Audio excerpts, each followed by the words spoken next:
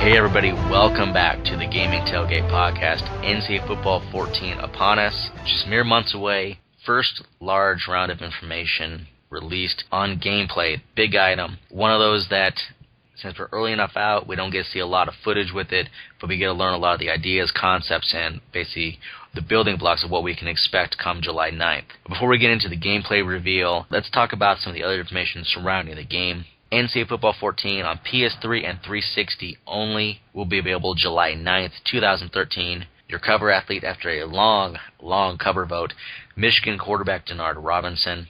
The pre-order bonus is already revealed. Ultimate Team focused, that's something we'll talk about a little later in the show. The full reveal on Ultimate Team will be May 15th. We don't know what that entails. A lot of discussion, a lot of rumors. How's it going to work without a proper player license? We'll have to wait and see. However, the pre-order bonuses all center around different conferences, depending on which retailer you get the game from. Now, I'm bringing in my co-host, Tommy. It's been a long time. How do you feel? What do you think about what we've heard so far? It's all very early. I mean, we've still got 3 months to go before we even get the game in our hands. But at this point, it's kind of one of those things that they've shown game. It's kind of strange that they've shown gameplay as the first thing this year, just because really at this stage, there's still a lot of work that they're going to be doing with gameplay. There's still a lot of tweaking, still a lot of changes, stuff like that, they kind of gave us, the overview of everything, but they didn't really go into any real depth with everything. At this point, it's still very early, still a lot to find out, and I'm sure EA will still release a lot more information, even just on gameplay. But at this point, it's we're 3 months out, and people are starting to get hungry for information, and so now they're starting to get it. Well, especially with college basketball season being over, I saw somebody on Twitter say the end of college basketball, what this means, the start of college football was spring games. Some already completed, other teams still in spring practice, spring game to come. So obviously I think that's why now people are really clamoring to find out what's coming in NCAA Football 14.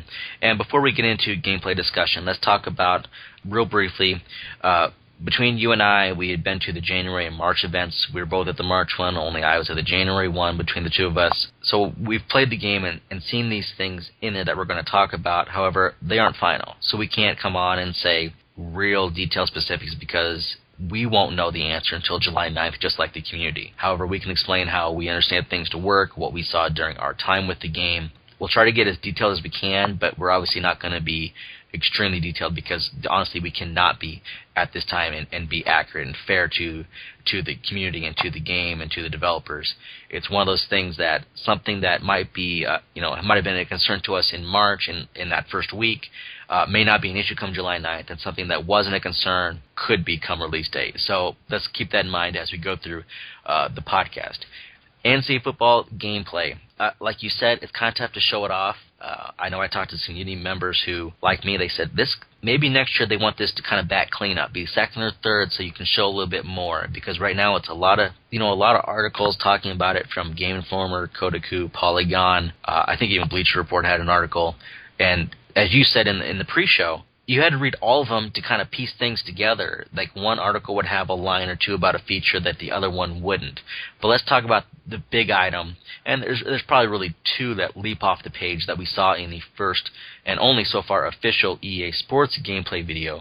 Infinity Engine 2, not 2.0, just 2, and the new Force Impact system. Infinity Engine coming over from Madden, and I hate to use the word coming over, but it was introduced in Madden 13. This is not simply a copy and paste. It has been revamped, improved.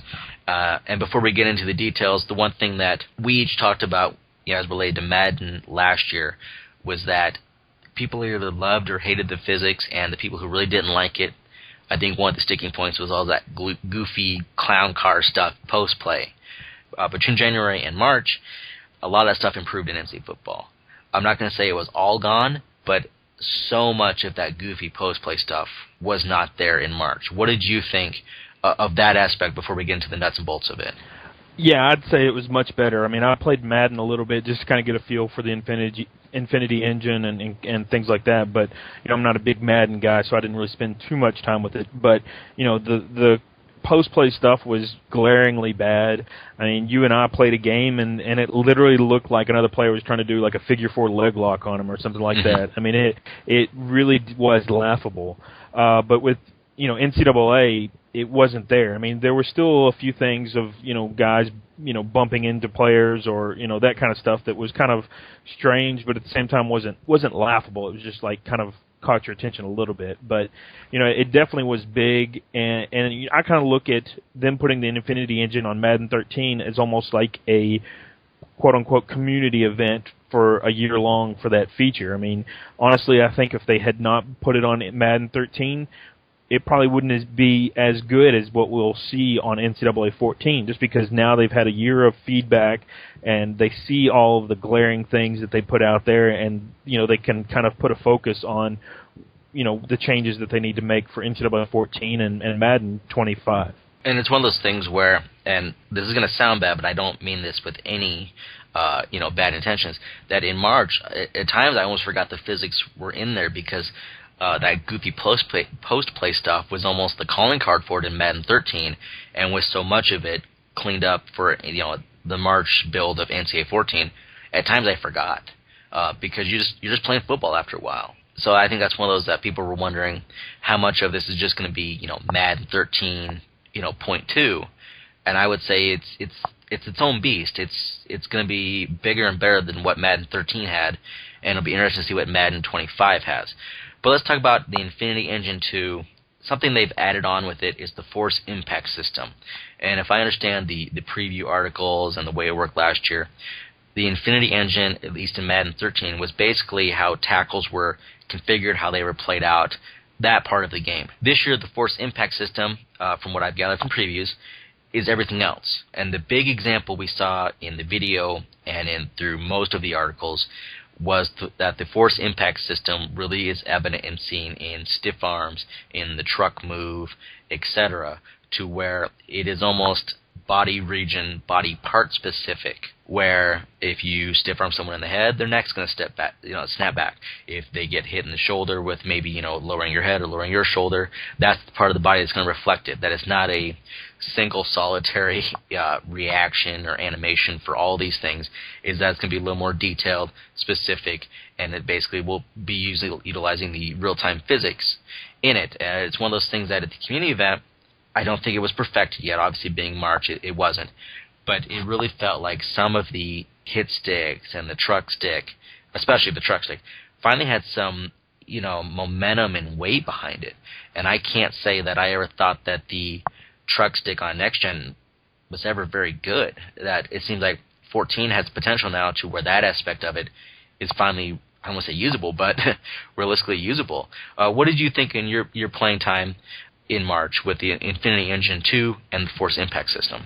Well, overall, Infinity Engine, you can, like you said, it almost it is good enough that it becomes to a point that you don't, it's not over the top. You don't sit there and see it every play or anything like that. I mean, it's there, it happens every play, but it's not over the top that you say, oh, I saw that happen or whatever. But with the Force Impact System, it's one of those things that you may not see it in the particular play or whatever, but it does come into effect. It does come into play. And then there will be times that you do see it come into play and you are wowed because, wow, I hadn't seen that at all. I hadn't seen that happen. I know one specific time in March that I laid a big hit on a ball carrier and I hit him kind of up high, and you did see his head, drastically snap back. It wasn't like I saw it every play or anything like that. It was just a one-time thing, and I had to absolutely stop, pause it, go into replay, and check it out, just because it was something that was impressive. It's one of those things that, like every year there's a new animation that kind of catches your attention. In this case, since it is more dynamic, since it's not all animation-driven, it's physics-driven, it's going to be stuff that you're going to see, every game, every few games, even all the way into January, you might be seeing stuff that truly does impress you and makes you have to pause and go check it out. Along with that, the video also highlighted more momentum, especially foot planting and cuts, and it also ties into a new feature, and feel free when I've shifted to you to talk about any part of this. It goes into acceleration and fatigue, to where, let's say you want to change directions after a juke, or just, you see a defender coming and want to do a change of direction with your running back, you can do that.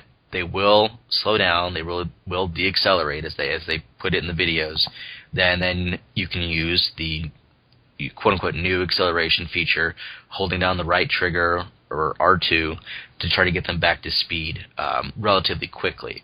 It's something that the last couple of years that element was optional and defaulted to off, so a lot of gamers had to learn not to press R2 or right trigger. Well, now you want to get back in the habit of using it. But I think it's one of those things that combined with now momentum being a factor, with the foot planting, with the cuts, we learned that jukes have been improved. That's something that I'm really anxious to see come the demo and retail version, how they work and how effective they can and cannot be depending on the player. But there may be a lot of, I don't want to say minor, but things that are really going to change how you run the ball, because that's one of the big focuses in the video. Yeah, I mean, the running definitely, it kind of feels a little bit different. It's not just one of those big changes that it's the big focus for this year or anything like that. But it's definitely something that once you get your hands on it and kind of feel the difference, it is different between 13 and 14 particularly. Especially the one that sticks out to me is that new acceleration burst, is that, now instead of it being a speed burst or whatever to get to your top speed, instead it's something that just simply kind of gives you that extra quick step. And you'll definitely notice it on players that have really high speed, really high acceleration. Oregon halfback HB6, he really was a player that you could feel the difference between him and another player. Like if you had a bruising running back and a speedy, shifty running back, you can definitely tell the difference between the two, between the hit stick and truck stick, but then also the acceleration burst. Once you hit that acceleration burst, he does hit the hole and hits it fast. I mean, you can definitely feel the difference between the two players because of that. You can finally, it makes it so that there is it's not going to be drastic. It's not going to be every player feels different from another player, but you are going to feel a major difference between the shifty guy and the big powerful guy. I like your example of the Oregon halfback 6. I had that in one of our games down there playing against David Shad from Tradition Sports.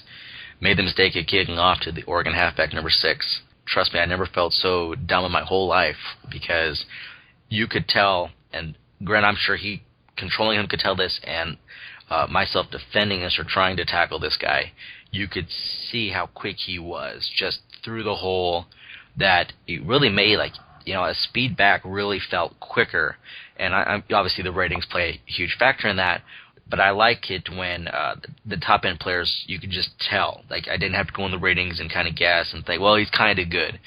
No, you can tell. And that's something that the last couple of years with improvements, the game has gotten better about that, but as a whole on Next Gen has not been a strong point. So I think this is it's something that hopefully in 14 will be something where these top-end players really, really stand out, especially speed backs and speed players, like you said, Oregon halfback number 6. The improvements to the run game also tie into run blocking. That's something they talked about, and again, I'm anxious for the demo, I'm anxious for retail, even just gameplay videos to see this more in action. I will give one example. Someone in the community asked, well, what about wide receiver blocking downfield? Do they do anything? Because traditionally it's been they go down, touch them, they touch the defensive back, and that's it. They get off the block easy. I had to play in practice mode. I think I showed this to you. Counter to the left. I'm just goofing around, so I'm like, okay, I'll cut back. What's the worst that can happen? It's practice mode, no problem. I was able to, with a fast running back, and I'm sorry I forget what team and player I was using at the time, able to cut back, basically against the grain, other side of the field, wide receiver the whole time. Excellent, just dominating the defensive back he is blocking. It may have been a bit extreme. I think we kind of agreed when, I think I showed you on the screen. But it was something that had never existed on Next Gen NCAA football, and I don't even remember if last gen had something like that. So I remember in the feedback I put, it's awesome. May have been a little strong, but this is the first time I remember seeing a wide receiver able to actually block and do anything downfield. What were your thoughts on the improved run blocking we saw? And there was quite a different areas of improvement that they showed us in March. Yeah, I mean, the biggest improvement to me is is going to be the lead blocking, especially like fullbacks and pulling linemen and stuff like that. That now, let's say they're leading you through a hole up the middle of the field, you don't have to worry about them stopping in the middle of the hole and turning around and trying to go get, the guy that's on the other side of the screen or whatever. Instead, he's going to lead you through that hole. He's going to try and find the first threat that he can find and, make sure to take that guy out so that you can keep running past him. You don't have to worry about, am I going to get kind of sucked into the middle of this hole with nowhere to go?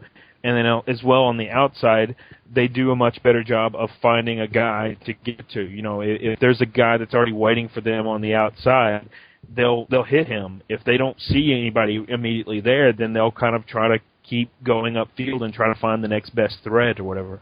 So it's definitely the run blocking is definitely much better. It still kind of uses the same mechanics that we saw before, but it's much better in that the linemen are much more intelligent on who to block, and as well with the help of Clint Oldenburg, one of the developers that used to play offensive line, he basically went through and kind of said all of these different scenarios of this guy should block that guy, so on and so forth. I mean, it's kind of scripted in a sense that in the game of football, everything should be dynamic, everything should change from play to play, but at the same time, it is better than what we saw in 13 and years past. So it's going to be nice to see, and I think a lot of people are going to appreciate the changes, but it's not just over the top, overhaul or anything like that.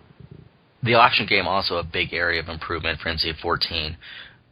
Just a bunch of improvements, including formations. I believe pitch types was mentioned in one of the previews. The CPU execution, a new option playbook. You put in quite a bit of time at the March event, so I think it's only fair to let you expand on this. And afterwards, I want to talk about the read and pitch keys, but feel free to mention that in your preview and discussion here as well. Yeah, I mean, there's really a lot that is kind of going into this the new option game for the offense that, like you mentioned, the pitch and read keys, basically pre-play, you can tell who you're supposed to be reading as far as that goes, and if you motion a guy, then that kind of dynamically changes as the players move around. So I mean, there's really a lot that goes into that, and I think a lot of people who either didn't understand how football works in that regard, or just simply didn't know how EA implemented it, I think they'll really appreciate this, just so that they can kind of know, they can expect what will happen. But then as well, a lot of things, like you said, the new spread option playbook. There are, I think I saw on video, Larry Rehart was talking about that there's 300 plus plays in this one playbook that are all just spread option, and it's all new plays, new formations, so on and so forth. That it's going to be a lot of fun to kind of play around with, and it also brings in a lot of the plays that people have been wanting, like the midline option, the veer option, just kind of a lot of new toys to kind of play with, and it'll be interesting to see how everybody adapts that into their game and how they kind of work with it, just because it does add a new wrinkle. And then on top of that, we've also got the CPU and option. That seems to be one of the areas that they kind of made sure to put in quite a bit of time on, is that the CPU now runs the option a lot better, not only in terms of play calling and if you're a flexbone team, you're going to run a lot of flexbone triple option. But then as well, the execution, do you hand it to the fullback? Do you, when the quarterback and pitchman get outside, keeping the relationship proper and, when to pitch it and so on and so forth. There was still, quite a bit of work that they needed to do. It seemed like the quarterback was keeping it too often when they should have pitched it or whatever, but it's definitely something that we talked to them about, and it sounded like it should be drastically improved even by the time of release, that, it should feel a lot better in that regard. But overall, it's definitely an improvement for the CPU, and I think it, in years past, anytime you played a flexbone team in Dynasty, you pretty much could chalk that off as a win. Now at least you'll have to play proper defense and make sure to actually try to contain the option instead of just chalking up as a win. One of the things mentioned in the press release for NCAA Football 14, it talked about how, I believe it mentioned some of the option improvements, and that they really wanted the game to be where all 126 schools, which basically confirms South Alabama, Georgia State, and Old Dominion in the game, which I think we knew before, but it's good to see that confirmed. They want all 126 schools to play like their true selves. And with so many teams having some form of option, whether it be a spread option, traditional option, and I know it's still early, so I'm not going to hold you down and, July 10th, put you on trial for this. But do you think that these improvements will really help a lot of these teams play to their styles and play true, as EA puts it? I definitely think it'll be better. I don't think you're necessarily going to see, a big difference between, let's say, Georgia Tech versus Navy. I mean, granted, the Georgia Tech playbook, I would assume, will have some pistol stuff that they ran last year, and I think actually Navy kind of started incorporated some more shotgun stuff. So you may see some a little bit different stuff like that, but as far as, like, the way that Georgia Tech runs their flex bone versus the way that Navy runs their flex bone. I don't think they're going to be that terribly different. You're not going to see play calling schemes or anything like that. They're going to be completely different from one to another, but at the same time, I think you're going to see that those teams can run their offense much better than they did before. I mean, you're going to see Oregon, for example, even though they run the option, but even on years past, they didn't run it near as well as they should have. So now you should see Oregon teams that can just simply run up and down the field using option and plays off of that option. So it definitely will be better. How much better, time will tell, but at the same time, it's one of those things that they're improving, and I don't know if it's going to be a big leap or just going to be a small step. So we'll see.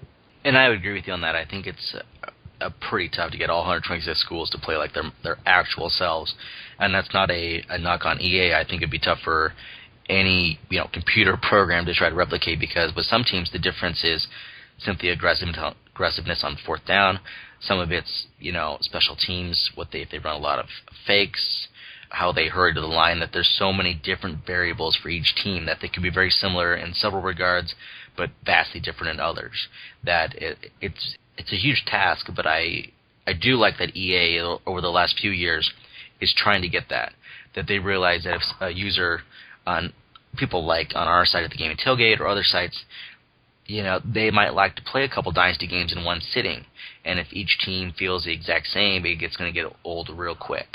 That over the last few years, teams do feel a little different. That anything to make them feel, widen how different they are, I think can only help the longevity and replayability of the game. Going along with these option improvements are read and pitch keys, and it's something that, to be honest, I don't think was explained very well in any preview I read. It's something that when I first heard about it in January, just the basic, very, very basic synopsis, basically saying before the play starts, you're going to see who you need to read, who you need to watch for the pitch man. And to me at the time, and a lot of community members had the same thought, thinking, okay, this is going to make the option way too easy. That you're going to know what to do. That now it's just going to be too easy. Be money plays. Well, the way it works is it's something in pre-snap. Basically, the coach cam, you hold down the right trigger, and if the mechanic hasn't changed, you hold up on the right stick, and it will simply either have a circle or a square or a triangle. I forget the shape designation. Basically, thin white circle, for example, around a player, and it'll say pitch, and it might have a square and say read on a defensive lineman, for example, depending on what kind of option play is going on there. And that's it. And that once you let go of Coach Cam, it's gone. And while it tells you who you need to watch, you still have to have the timing down, say on a read option, to watch him and be quick enough to either hit X again or not hit X, or to hold X, depending on what you want to do with the ball. You still have to make the proper pitch. You don't know what other players are going to do. You don't know if the play is going to get blown up. If you're playing a human, who knows what they're going to do if they're going to manually control someone else and interfere with the play. That I think it's almost a nice teaching method that isn't intrusive and doesn't insult the user. I've heard a lot of even experienced players, guys who've been playing NCAA football for years, and they log 50 to 100 plus hours a year on it, who have told me kind of in private, like, I'm not very good at running the option. And the last couple of years, I put together a very, very basic tip video on the read option that probably doesn't even do it justice for what the game offers. And it's one of those that is usually the more well-received, because even the experienced players don't like to admit when they don't know how to do something. But it's something that EA really hasn't taught. They haven't shown it much. So I think this is an addition that very underrated. I understand the community concerns, but after seeing it in action, I don't think they need to be terribly concerned about it. Yeah, I would absolutely agree. I mean, it's something that even me, I know how to run the read option. That's to me, that's easy. It's kind of become second nature at this point in its life. But as far as, once you're outside and you've got a pitch-man relationship, there's been times in the past that I would, just become full of rage because there's a lead blocker there, but yet he didn't block him. And the reason why he didn't block him is because that's the pitch-man that you're supposed to read. He's going to react one way or another. And, if he attacks the quarterback, then you pitch it. And if he attacks the running back, then you keep it and turn it up. And so EA is basically intentionally leaving him unblocked because he is that pitch read. And granted, I knew that you were supposed to read him and everything like that, but at the same time, I never knew pre-play who that guy was going to be. But now this is going to kind of indicate, based on what the defense is showing and based on what play you're running, so on and so forth, it'll tell you who you're reading for that pitch, and so you can expect for him to go unblocked, and you can expect, once you hit him, then you have to make a decision on whether to keep it or pitch it. So it's going to be a big boost. Even people who are seasoned veterans, that have been playing the game for years, but may not necessarily know the exact X's and O's on how stuff like that works. Another gameplay thing we're going to talk about, and we should note, there's other improvements that have been formally announced or people have picked up on through screenshots, videos, through these previews. Go to thegamingtailgate.com, click on NCAA 14 Info Central at the top of the page. Everything we see on the web about this game, everything we can gather, everything that's been announced will be there. And it has everything we know so far that's been announced in gameplay. The last one we wanted to bring up and talk about a little bit of specifics, the stumble mechanic. This is something that I think there's been some form of it in the game for a year or two, and I may be wrong on the dates, but basically when your players start stumbling, you can recover. One of the things is a lot of people didn't know, well, do I just let go of the sticks? Do I need to pull back on the sticks? What's the proper point in the animation to do this? When am I, basically, for lack of a better word, when am I screwed? And am I going to fall down no matter what? What this is basically is that when you start entering a stumble, it'll briefly, and you have a very, very small window to do it, it'll tell you, at least in the build we saw, maybe it'll change in retail, but basically you pull back on, I believe, the right stick, or maybe it's the left stick. And it's one of those, when I'm not holding a controller, I always have to think about it. Basically, it'll tell you when to pull back and to give you a chance to recover from the stumble. I know people say, well, is it money? You would think it might be if it's telling you every time. And maybe I'm just not quick on the sticks like I used to be, but I didn't find it to be money in the March build. Who knows how it'll be later on. But I did like that it told me, this is your window, this is your chance. But I thought it was kind of tough to do, but it obviously should not be something that's exploitable or easy every time. What did you think about the stumble mechanic? Yeah, I really actually did like it. I mean, it took me a while to kind of get a feel for it, and they didn't really tell us that. They didn't give us like a guidebook on this is what you do or whatever. They just kind of put us in front of the game and we started playing. And the more I started playing, the more I realized kind of how to work with it. It is on the right stick. As your player starts to stumble, then they'll have either an up or a down arrow. And so, like, if you press up on the right stick, then he'll maybe, let's say, put his hand down or whatever and try to catch himself.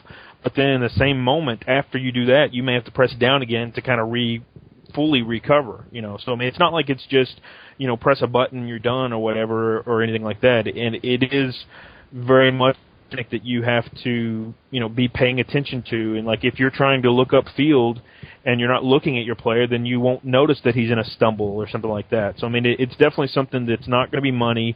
It's not going to be anything that just is, 100% happens all the time, and somebody who plays the game all the time is going to be recover every time or anything like that. I would assume it's somewhat ratings driven, but I can't say that for certain.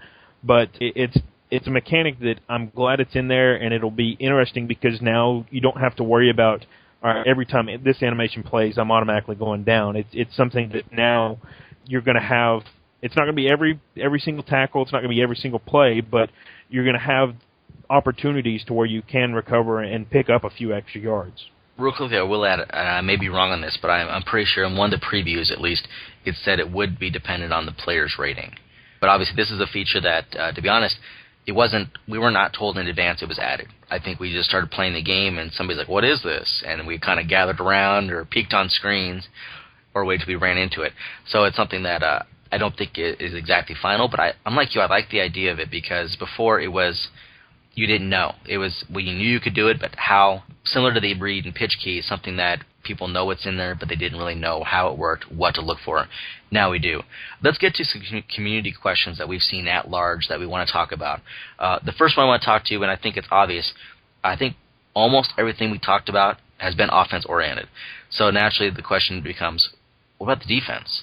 We learned in a 3-minute interview with Machinima Sports and Ben Haumiller, he talked about the defensive breakdown feature. I believe that was the first or one of the rare spots that mentioned it. I'll have you talk about what that is. It's something that was not wasn't finely tuned in the build we played, so I don't think we can give a verdict on it. We can tell you how it works and what it's supposed to do. And also, EA had mentioned at the community events that they wanted defense to be fun. They realized it had not been for users in the past. So I'm a little surprised there were not more discussion of how these improvements aid the defense, but it's something that may come later on, because obviously offense is a lot more marketable than defense, and it's not much fun to hear about a game that added a bunch of features that's going to make it tougher for you to score. But I do hope that leading up to July, they will show the hardcore fans, here's what we've done for defense, because while I can see where it may not be fun to hear how, quote-unquote, it's tougher to score, it is fun to hear, here's how you're going to shut the computer down and keep them from scoring. What do you think about, is there a lack of changes to defense, or is there perhaps a need for EA to do a better job of explaining how these other improvements tie into defense? I think it's a little bit of both. I mean, for one, it's a lack of changes because you're giving all of these new tools to the offense. Last year we had the new passing trajectories. We had the new, the passing mechanic to where you could direct the ball a little bit more, that kind of stuff. And then as well we saw to where finally the read option was a hugely powerful offense. And this year we're getting even more of that stuff, but the defense doesn't have a way to really counteract it. You don't have really, run fits like they should. They don't have gap control. They don't have leverage. There's not really even a mechanic that you can tell your defensive end to always stay home on the read. If you want him to always control that quarterback, there's not a way to do that. He just simply kind of seemingly, and I'm not sure the exact way that it works, but he seemingly kind of does it at random. And if somebody's good at reading, then they're going to be able to pick up yards pretty much every play. But it's one of those things that, like you said, offense is kind of the glory hound that's what people want to hear about. They want to, people have fun. Yeah, there's a lot of people that have fun playing defense and having low-scoring games, but most people, your everyday casual guy, has fun, scoring touchdowns, and that's how they want to, enjoy the game, and that's kind of what marketing is pushed for in this case. That a lot of the stuff that we see come out has been all offense stuff. So it's one of those things that it's a hard balance, but it's also something that they've got to do more with to kind of to make it to where if you add one year you add a big boost for offense, then the next year you've got to do something to counteract that for the defense. What did you think about the defensive breakdown? It's something that didn't get much attention in the video. It was mentioned in the Machinima Sports interview with Ben Hellmiller, and I don't remember seeing it in many previews, if any. It was something that I didn't think it was in completely or properly in the builds we played. Do you want to explain what it's supposed to do and how it'll work? Yeah, I mean, like you said, in March, it really wasn't finely tuned, and there was still quite a bit of work that needed to be done with it, so I'll be interested to see, once we get the demo and the retail game. But it's basically to where the player will kind of square up his shoulders and try to, let the running back come to him, and, they basically break down. And like I said, there was still a lot of work to be done, so I don't know specifics on how it is going to work, but in March I didn't really like it, just because even though they were breaking down, it didn't seem to give you that distinct advantage that now I'm going to be able to ensure that I make this tackle.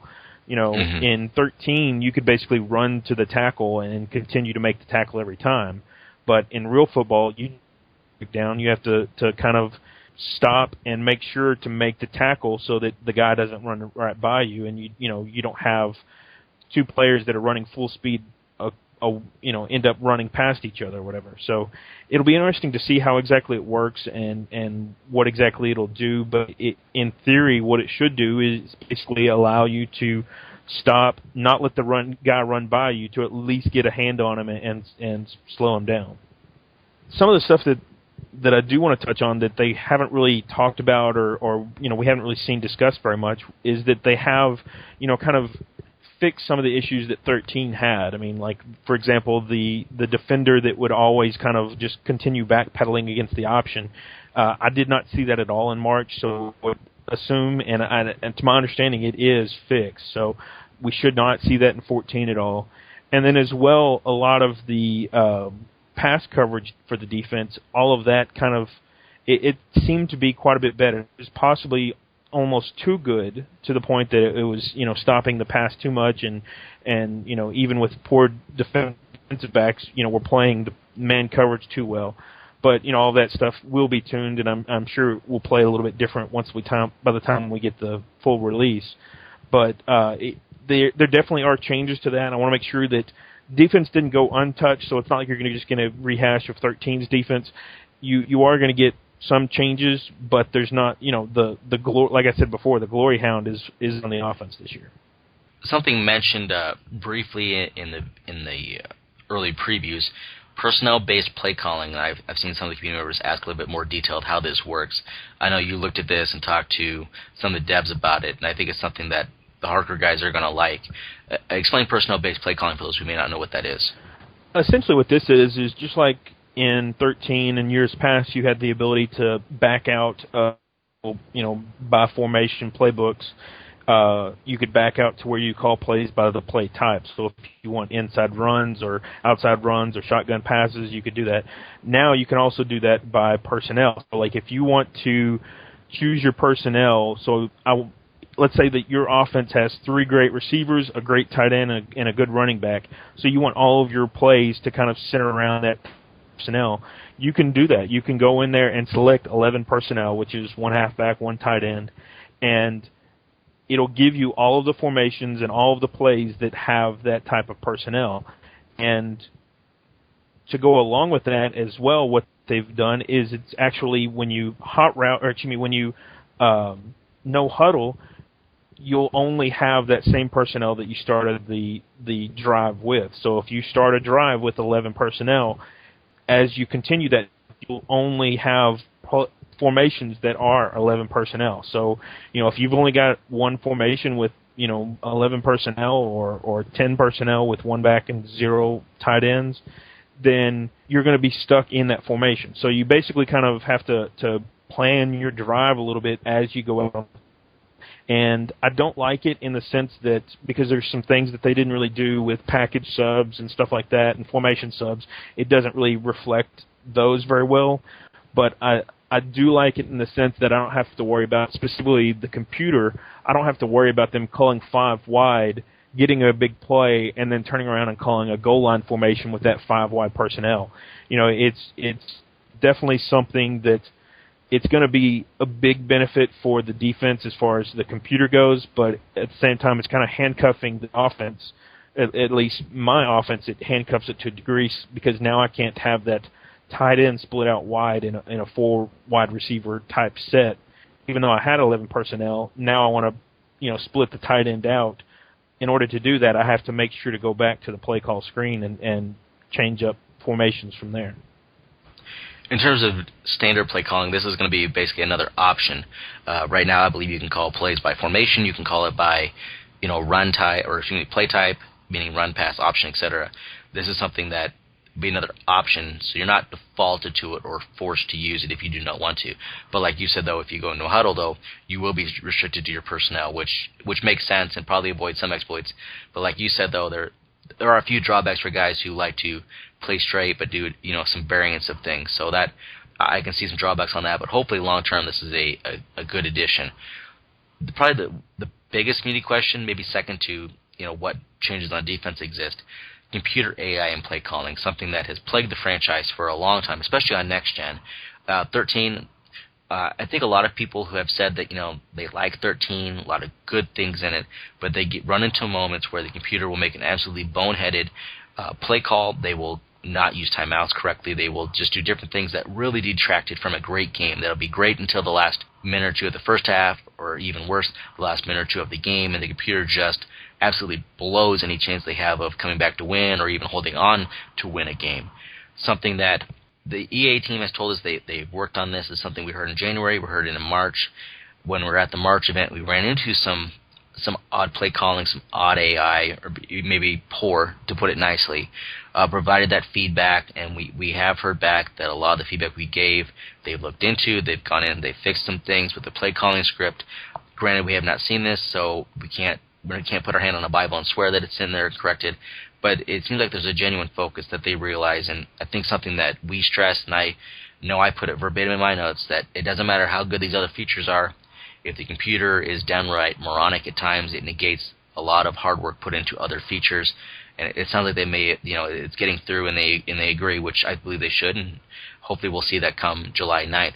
What do you think about the AI issues? Is that something that hopefully we'll see improved? Yeah, I really do think so. I mean, it was something that in March that we saw, actually a fair amount of issues with it. I mean, like you said, poor is putting it mildly. I would go so far as to say just downright awful.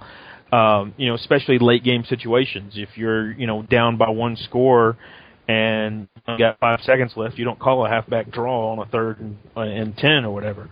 So, I mean, there's definitely a lot of room for improvement that they had, but at the same time, after we event, we've kind of gotten feedback and discussion from them that it seems like they found a bug that was causing a lot of the issues to occur, and they have fixed it. So it sounds like, at least from their perspective and what they tell us, it sounds like it's, very strong, expectations that it will be corrected for 14 release. So, I mean, it's one of those things that, it seemed like even 13 had gotten worse than what it had in the past. Mm-hmm. So, it was glaring. It was one of the big issues that they had to address, and it seems like while in March we didn't see the reflection of it, it seems like, going forward that it is something that should be, especially late game situations, should be considerably better. So where do we go from here? The gameplay, the improvements are out. Obviously, we probably have to wait a little while to get any concrete videos of a build that's close to final or relatively tuned and balanced. But we know what's coming up. EA Sports has released the upcoming playbook schedule, meaning when they will put out blogs and when we can expect to see things from the review sites and preview sites. Next up, presentation on April 18th. This is the official teaser statement from EA that came in the release about this. NCAA Football 14 gets you closer to the action than ever before and tells the story of every game. Feel the drama of college football from a whole new perspective. Granted, we know some of what that entails, so we are not even going to speculate. We won't throw anything out there. However, looking at the blogs and videos and screenshots, there are a few presentation items that you can notice. Base layers, those are basically the sleeves underneath jerseys. Team-specific, such as those for Florida State, Texas A&M, those are noticeable in screenshots. Granted, anything team details like that has to be signed off on by the school, so there's always a slim chance that may not make it in retail, but basically the screenshots have indicated base layers will be in the game. Also, team-specific gloves. The very first screenshot of the year showed an Oregon player, and I may be wrong here, but it looked like his left hand had half of an O, which is the team-specific gloves, and when they put them together, you have the full O. I assuming that's what that screenshot was trying to tease a little bit and show that. The game in the other screenshots, you can see Wisconsin has theirs. Texas A&M also has a team-specific glove. I thought the presentation guys would be a little more exuberant and joyous in talking about this, but looking through review community sites, I haven't seen much discussion on that. Am I overlooking that, Tommy, or is it one of those things that they wanted it, they got it, now they're ready to move on to the next once they find out what did and did not make it, presentation-wise? Yeah, you're right. I really hadn't seen anybody, kind of pull that out. I mean, I've seen it a little bit.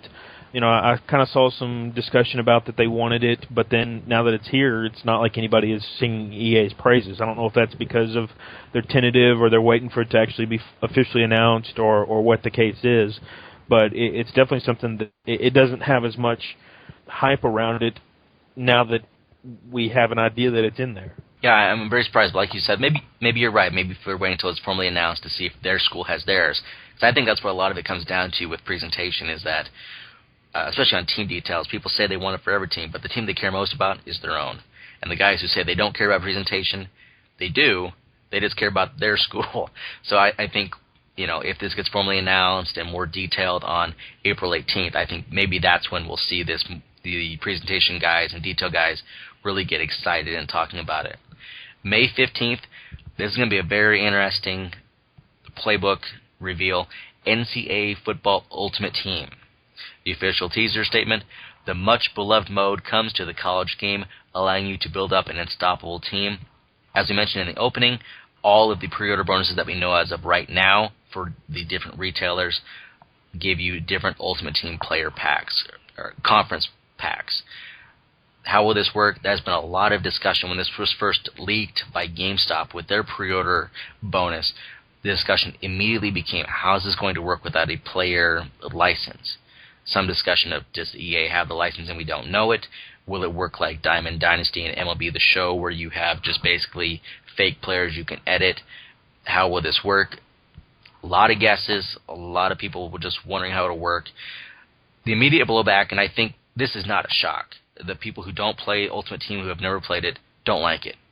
I'm someone who, when Madden first announced it years ago, when I just heard about it, I thought it was silly. I thought, who is going to play this? Who is into this?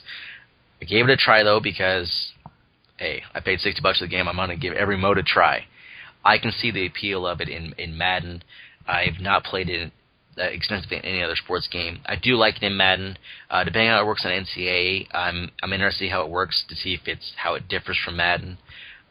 Basically, Tommy, the reaction, I think, on a lot of the hardcore community sites was negative, except for those Ultimate Team fans who they eat this stuff up. Granted, we don't have the details, but what do you think about Ultimate Team coming to NCAA football? Yeah, I'm somebody, I've never actually played Ultimate Team. I know what it's about. I know the appeal to it, but I've never actually jumped into it just because I don't play much FIFA. I don't play much Madden or anything like that. So it'll be interesting to see how it works on NCAA. It's something that, I'll give it a shot just because, like you said, I paid $60. Might as well get, my full money's worth or whatever. But at the same time, it's not something that, it's really going to appeal long term to me. But something that we know about the Ultimate Team across all of the games, it makes money for EA. It makes a lot of money. So, anything that EA can do to kind of build up the, just the NCAA appeal itself is a big boost for the game going forward in the future. So if you start getting a lot of money from NCAA Ultimate Team, then, the marketing and the higher up guys will start to kind of, earmark some of that money to go back into the game, of course. So it'll definitely be interesting how it's handled and how exactly it'll work. And, I'm kind of curious of how the community will end up reacting to it once they see it. There was some discussion on the site about concern about this taking away resources from other modes. And granted, we're not behind the scenes enough to know what it takes to build it, but I would assume that they were able to bring a lot of Madden Ultimate Team over, the backbone, the structure, that I can't imagine it took a lot of resources. I'm sure engineers had to work to implement it, but I would guess, and they may have hired somebody to kind of run it, but maybe the Madden guys are going to do double duty. That I can't imagine it took a ton of resources, and like you said, from all accounts, this is a big money maker for EA Sports with Madden Ultimate Team, FIFA Ultimate Team. I believe NHL even has an Ultimate Team. That it only makes sense that they add this. That, as someone on our site said, they were kind of surprised it took this long to add it. Granted, we don't know the details, so maybe it's more extensive than we realize. And it's something that even attending the community event, we heard about the details, but we have not seen it. So we're going to be just like the community, where when this is shown on May 15th, we're going to be just as interested as everyone else. May 28th, that's the big one for a lot of people on the gaming tailgate and just the community at large. Improvements to Dynasty mode. The official teaser statement: there's no single path to success in college football, so build up your program into a powerhouse to fit your strengths and style of play by utilizing the brand new coach skills. I've seen quite a few guesses and some speculation on this, but I think a lot of people are taking a wait and see, and to see what else is coming to Dynasty.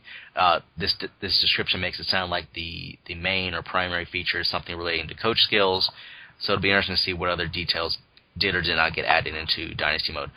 Since we attended the community events and we know what's in Dynasty mode, what's coming and not coming, we are not going to speculate.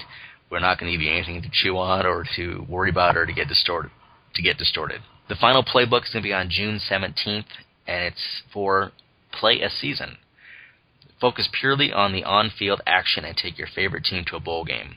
The community speculation on this seems to be that it's going to be like the last-gen mode where you play your 12 to 13, 14 games, and that's it with no recruiting.